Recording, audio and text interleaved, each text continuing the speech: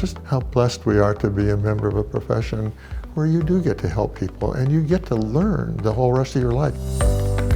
And I started a solo private practice on North 24th Street, just north of Ames. And that was just a wonderful practice. It was the first time I think a lot of those families had a private physician that they could just park in front, walk in the door. It was partly my 60s shtick of going out to save the world, I think is.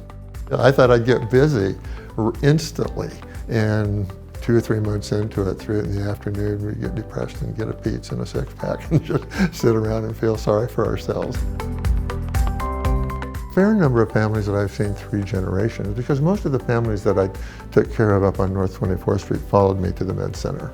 And our patient population in our clinic, the Med Center, to let them know that they're valued as much as anybody else.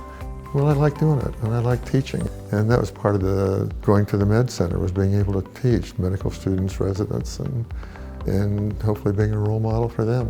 That's our primary mission. It's education and it's caring for the underserved, and John was the greatest leader and example that anybody could have. He's very passionate about teaching and making sure that not only are people aware of the nuts and bolts of pediatrics, but also getting in the mix. Like, part of teaching is allowing students to learn and not being at their elbow.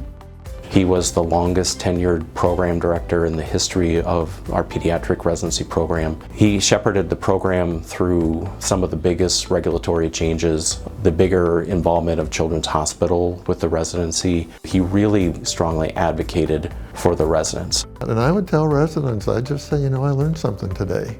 And you need to keep that attitude of, and that's what's fun about being in the profession of medicine. You get to keep learning. He had probably the greatest testimonial I've ever heard a parent give. One of his patients' parents said, "Next to Jesus, I trust Dr. Walburn." It doesn't get any better than that.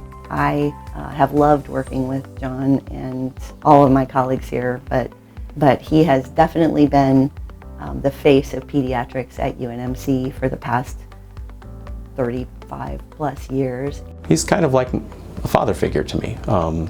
I really, really love Dr. Walburn. He means so much to me. He means so much to all the nurses that worked here, and you know, many of the students and residents still talk about him.